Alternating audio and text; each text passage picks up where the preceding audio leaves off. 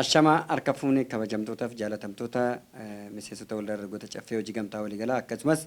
hordoftoota caffee miidiyaa warreen taatan martu keessan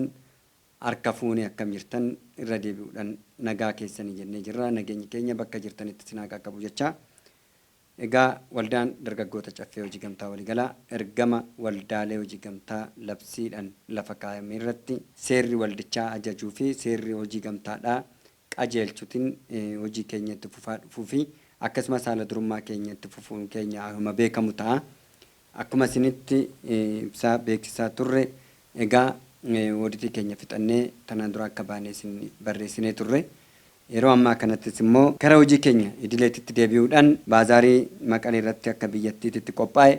guyyaa gaafa 19 ji'a 8ffaa raawwatama. Guyyaa gaafa 22 irraa kaasee hanga gaafa ayyaanaatitti jechaadha. Iddoodhuma jiddugala gabaa keenya yookaan jammoodhuma keessatti gabaan waan hundaanuu qindaa'e ni banama. Miseensonnis ta'e miti miseensis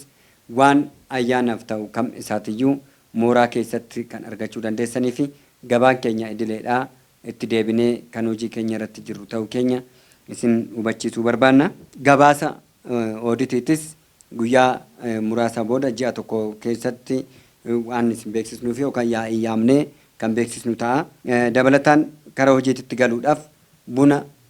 yeroo ammaattis kan qabnu keessaa bunaa fi waan adda addaa nurraa fudhattanii warri hojjechuu barbaaddan yoo jiraattan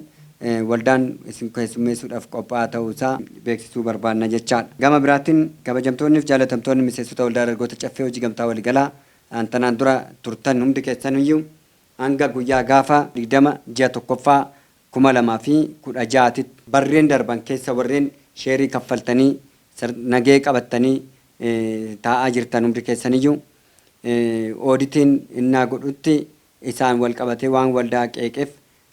qeeqa guddaa nurratti kaa'ee waan jiruuf akkasumas miseensonni kaan wajjin wal qabannee waggaa laallu warreen 2013 irraa kaastanii sheerii keessan kaffalattanii adabbii jettanii warri dhuftanii too kaffaltii keessan fiddanii nagahee naannessitan waan jirtaniif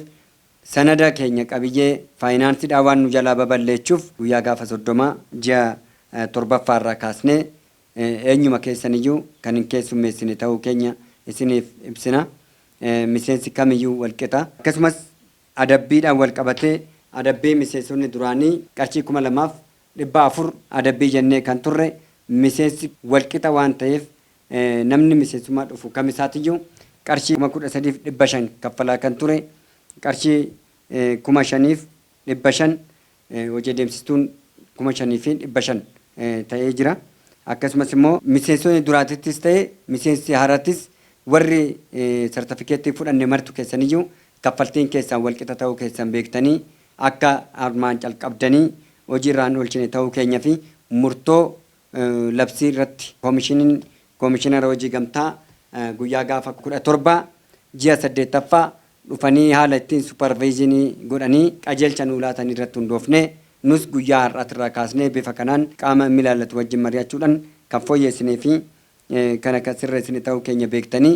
miseensi duraanittis kan ammaattis walqixa mirga akka qabdanii fi akkasumas ulaagaa kana kan guuttan akka dhufuu dandeessaniif balballi keenya banaadha. Guyyaan abbaa immaa itti keessummeessinu guyyaa gaafa qibxataa fi kamisaa akka ta'e beektanii guyyaa kana lamaan keessan alatti eenyumtu yoo dhufe keessummeessuu kan hin dandeenye ta'uu keessan beekuu qabdu. Gama biraatiin waldaan dargaggoota caffee hojii gamtaa waliigalaa karaa hundaanuu waan hundaanuu of ga'ee kan jiru waan ta'eef waan kaayyeffannee manaa baane hunda irratti milkaa'aa waan jirruuf galatoomaa galata guddaa qabdu waan nu bira dhaabbattaniif waan nu bira dhaabbattan hundi keessaniyyuu galatoomaa ulfaadhaa jiraadhaa horaa bulaa leebanaa ayye.